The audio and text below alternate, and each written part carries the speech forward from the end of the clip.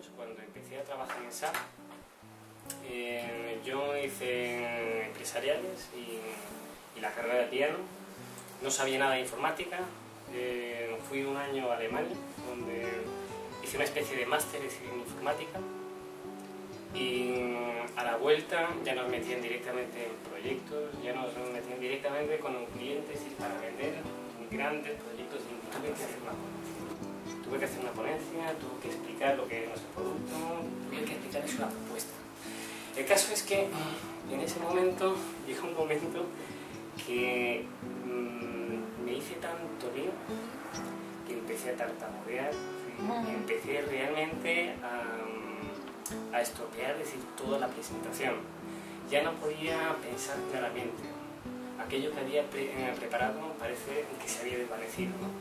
Entonces quedé ahí completamente con una sensación de vacío, con una sensación de imposibilidad, y quería realmente abandonar la empresa, quería no volver a trabajar nunca más. Quería irme de ahí. Entonces tuve una determinación, dije, esto nunca más volverá a pasar, nunca más. No os voy a hablar solamente de teoría, sí es cierto, es decir, que he armado un modelo teórico y que doy clases y también trato de comunicarlo, ¿no? Es mi deseo que cada uno se pueda expresar su palabra. Yo de pequeño también fui tartamudo, y es encontrar la fuerza para expresar mi palabra, ¿no? Tener el derecho, es decir, el derecho fundamental de expresar mi palabra. Actividad versus acción. Esto es algo fundamental entender, ¿no? Es fundamental entender cuando hacemos una presentación o cuando vais a cualquier curso, dónde hacemos actividad, ¿vale? Dónde nos movemos en círculo y dónde vamos a tiene que ver con la capacidad de movilizar al otro. Sí. Quiero movilizar al otro hacia mi proyecto, quiero movilizar al otro hacia mi idea, quiero movilizar al otro hacia mi convicción, ¿no? Realmente la oratoria es como es una excusa para desarrollarse personalmente, porque empiezas a desarrollar toda tu capacidad de expresión. La capacidad de expresión, lo que no nos han enseñado en la escuela, ¿sí? La capacidad de expresión, es decir, la comunicación te da una percepción de que eres mejor de lo que eres. Claramente, sí, y desarrollas un nivel de expertise a través de tu capacidad de comunicar una idea.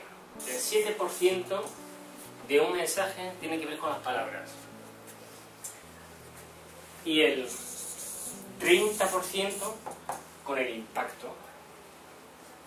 ¿Sabes? Entonces yo tengo que desarrollar mi capacidad de generar el impacto. Y eso vamos a aprender cómo desarrollamos esto. ¿Cómo se crea? Normalmente nosotros funcionamos con dos partes, ¿no? Tenemos una parte que es más consciente y una parte que es más inconsciente. Esto es más consciente y esto es más inconsciente.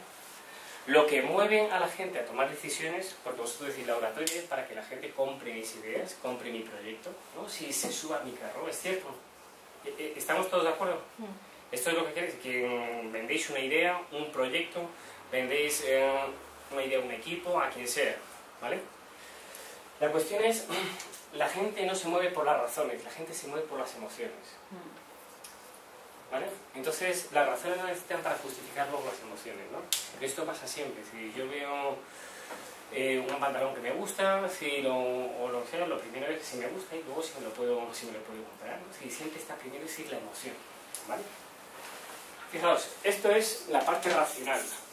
Y esto tiene que ver con nuestro cerebro primitivo, que tiene la parte límbica y el cerebro reptil. La cuestión es, si las decisiones se toman aquí, ¿cómo puedo construir un mensaje? Vamos a aplicar, es decir, elementos del neuromarketing a esto, de una forma muy concreta. Hay varios elementos del marketing, pero básicamente son dos los que van a funcionar. La capacidad de generar imágenes y la capacidad de generar emociones. ¿Sabéis? Esto es, si yo hago un discurso, tengo que tener capacidad de generar imágenes en el otro y generar emociones. ¿Sabes? Normalmente se dice decir cuando se generan emociones, por eso se dice muchas veces que hay que contar historias. Habéis oído de los americanos, siempre hablan de storytelling, ¿no? Sí, hay que contar historias. ¿Por qué hay que contar historias? Porque son emociones. La cuestión es que nadie nos dice cómo contar las historias.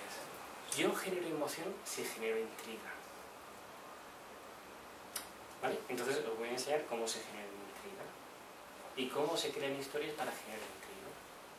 Y de repente todo se pasa. Es decir, cuando nosotros vendemos el producto, tengo que encontrar dos cosas. ¿Por qué van a comprar mi producto? ¿Y por qué lo van a comprar? Tengo que encontrar el factor diferencial de mi producto. Tengo que encontrar el factor diferencial de mi idea. El factor diferencial. Y segundo, ¿por qué me lo tienen que comprar a mí? ¿Por qué no me lo compran la competencia?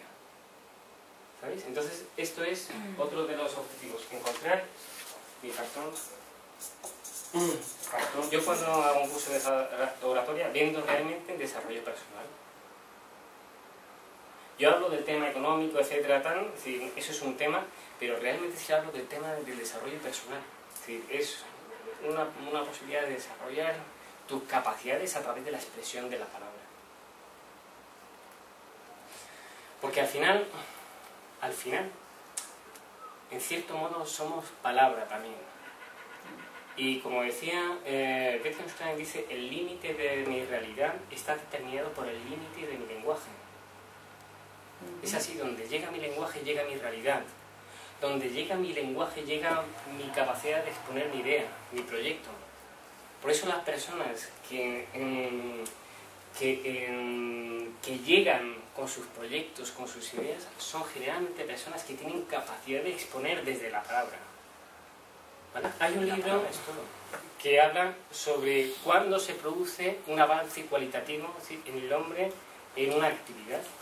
Entonces, se ha estudiado, esto lo estudiaron con un montón de gente, incluso con Mozart, ¿no? Se estudió con los Beatles, se estudió, sí, con una serie de músicos, de músicos que estudiaban violín en Berlín, y de repente se dieron cuenta, es decir, que había determinados músicos que llegaban a ser estrellas, otros que llegaban a ser medios, y otros que simplemente se dedicaban luego a dar clases, pero que no daban conciertos. Y vieron que la diferencia entre uno y otro era el nivel, el número de horas dedicadas a dónde está mi talón de Aquiles. Todos tenemos un talón de Aquiles. Todos tenemos un talón de Aquiles. Les voy a explicar dónde está y cómo se encuentra ese talón de Aquiles. Pero lo tenemos. El tema es cómo lo puedo utilizar a mi favor. ¿Sabéis? Utilizar a mi favor requiere primero detectarlo. ¿No es cierto? Primero lo detecto. ¿Y luego qué hago? Luego lo bloqueo.